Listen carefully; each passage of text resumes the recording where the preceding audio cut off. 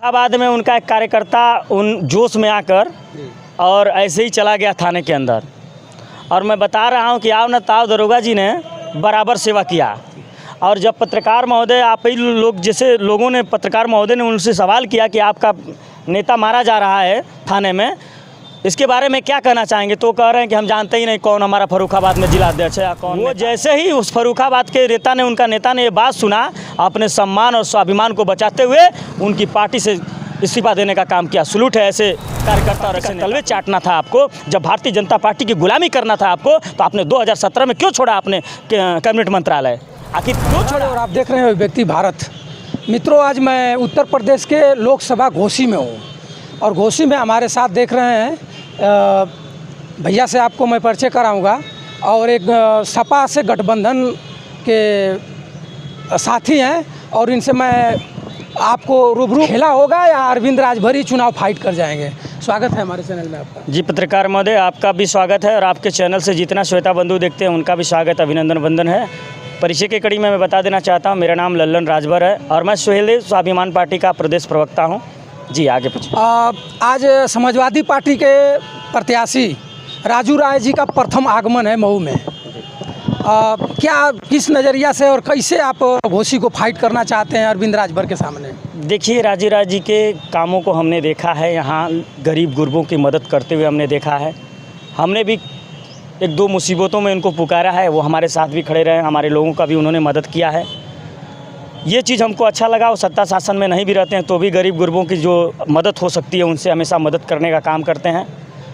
और हमको लगता है कि घोसी लोकसभा के वासियों के लिए जो इंडिया गठबंधन का प्रत्याशी माननीय श्री राजू राय जी हैं, उससे बेहतर कोई प्रत्याशी हमको या हमारे समझ से कोई नहीं दिखाई देता है। इसलिए मैं घोसी लोकसभा की जनता से अपील करता हूं कि ऐसे नेता को संसद में भेजकर इस घोसी लोकसभा की सेवा करने का अवसर एक बार देने का काम करें।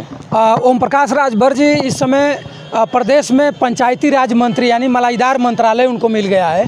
इस परिस्थिति में आप राजू राय को घोसी में कैसे आप जिता सकते हैं? ओम प्रकाश राजभर जी एक मंत्री पद पर हैं और पंचायती राज मंत्री पद पर हैं। अगर किसी भी प्रधान और किसी भी गांव में जाएंगे, क्षेत्र पंचायत हो, बीडीसी हो, जिला पंचायत हो, उसके यहाँ अगर एक बार बैठ कर कहेंगे कि राज मंत्री हूँ, हमको वोट करिए, हमारा बेटा यहाँ से चुनाव लड़ रहा है, उसको जिताइए, उनके सामने राजू राय को चुनाव लड़ना बहुत एक भीषण परिस्थिति समझ में आ रहा है।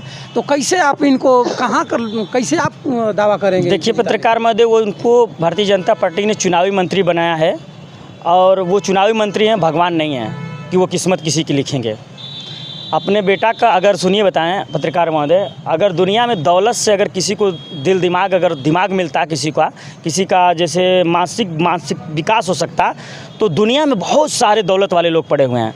पैसे से अपने बच्चों को खरीद कर अंदर की क्वालिटी जो दिमाग होता है उसको दे देते, उसके अंदर ज्ञान भर देते कि वो दुनिया के हर व्यक्ति को फंसे। यही तो ईश्वर ने एक ऐसा सिस्टम दिया है कि जिसके दिमाग पे किसी का कंट्रोल नहीं है, वो कितना आगे जा सकता है और क्या कर सकता है, इसको कोई नहीं जानता। मैं भी एक गरीब का बेटा हूँ, मैं भी एक मजदूर का बेटा हूं, लेकिन हम भी आज राजनीति करने के लिए निकले हैं।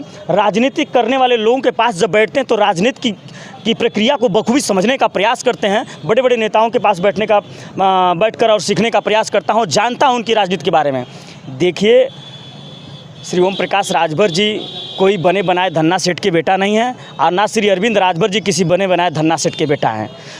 वो भी ज़मीन पे आए थे और हमारा राजभर समाज ने, हम सभी लोगों ने मिलकर उनको अपने हथेली पर रखा, जिनका झंडा डंडा उठाया, उनका जिंदाबाद किया, चंदा दिया, उनको 22 साल तक 21 साल तक मेहनत करके उनको 2017 में भी खड़ा किया और 2017 में सत्ता में खड़ा किया। लेकिन इसी घोसी की लोकसभा की सीट जब इनको नहीं मिली तो इन्होंने समाज की फिक्र न करते हुए भारतीय जनता पार्टी को ठोकर मारकर अपने स्वार्थ के लिए समाज को गर्द में डालने का काम किया। आज समाज पूछता है आपसे कि जब भारतीय जनता पार्टी का तलवे चाटना था आपको, जब भारतीय जनता पार्टी की गुलामी करना था आपको, तो आपने 2017 में क्यों छोड़ा आपने कैबिनेट मंत्रालय, आखिर क्यों छोड़ा? ये समाज पूछ रहा है, ये राजभर समाज पूछ रहा है। मैं राजभर समाज की बात, धरातल की समाज आपके चैनल के माध्यम से लोगों तक पहुंचा रहा हूं, और वहां तो उनके अगर मेरी बात सुनते हैं तो उन तक भी पहुंचाना चाहता हूं और पूछना चाहता हूं कि आपने मंत्रालय क्यों छोड़ा? उनका कहना में है इस मुद्दे पर कि गरीबों की, हमारे कौम के लोगों का अधिकार जो है दिलवाने में बीजेपी गवर्नमेंट पीछे हो गई, इसलिए मैं अपने मंत्रालय पद से इस्तीफा दे दिया और इस्तीफा दे करके वापस हो। 8 महीना थुथुना रगड़े हैं, 8 महीना माथा टेके हैं माननीय JP नड्डा जी के साथ पास में, और माननीय अमित शाह जी के पास में, और माननीय मुख्यमंत्री योगी जी के पास में, तब जाकर उनको चुनावी मंत्री बनाया गया है। समझ रहे हैं ना? चुनाव के बाद मंत्री नहीं रहेंगे? देखिए, मंत्री तो रहेंगे पत्रकार महोदय, ये हम नहीं कह सकते, पर उनका बात एक होमगार्ड तक नहीं सुनेगा। ये भारतीय जनता पार्टी। अरे कैसे आप कह रहे हैं कि उनका बात होमगार्ड तक नहीं सुनेगा? अभी वो ललकार कर कहें कि पीला गमछा लगा करके और किसी भी थाना में जा करके आप बताइएगा तो उनको आपके स्वरूप मेरा चेहरा दिखाई देगा, और DGP तक और दरोगा तक हमारे यहाँ कोई टेलीफोन नहीं करेगा। आप बता रहे हैं कि फर्रुखाबाद में उनका एक कार्यकर्ता उन जोश में आकर और ऐसे ही चला गया थाने के अंदर, और मैं बता रहा हूँ कि आओ न ताओ दरोगा जी ने बराबर सेवा किया। और जब पत्रकार महोदय, आप ही लोग जैसे लोगों ने, पत्रकार महोदय ने उनसे सवाल किया कि आपका नेता मारा जा रहा है थाने में, इसके बारे में क्या कहना चाहेंगे? तो कह रहे हैं कि हम जानते ही नहीं कौन हमारा फर्रुखाबाद में जिला अध्यक्ष है या कौन नेता है। वो जैसे ही उस फर्रुखाबाद के उनका नेता ने ये बात सुना, अपने सम्मान और स्वाभिमान को बचाते हुए उनकी पार्टी से इस्तीफा देने का काम किया। सलूट है ऐसे कार्यकर्ता और ऐसे नेता को। तो ये बताइए कि घोसी में जो प्रत्याशी समाजवादी पार्टी के प्रत्याशी हैं, इनको कितना वोट से आप फाइट करा सकते हैं? कुछ अनुभव अपना बताइए। 1 लाख से एबव में चुनाव करेंगे माननीय राजीव राय जी और इंडिया गठबंधन के प्रत्याशी जो हैं। आपको हम एक विश्वास के साथ आपके चैनल के माध्यम से लोगों तक विश्वास दिलाना चाहता हूं, और लोगों से अपील भी करना चाहता हूं कि आप चाहते हैं कि एक गरीब का बेटा भी बेटा बने, आप एक नेता को बेटा बनाएंगे, नेता के बेटा को नेता बनाएंगे, तो समझ लिए हमारे समाज का विकास नहीं होगा। हम लोग गरीबी को झेल रहे हैं, दुख दर्द में चल रहे हैं, हम लोग समझ रहे हैं गरीबी क्या चीज़ होती है और गरीबों का दुख दर्द क्या होता है।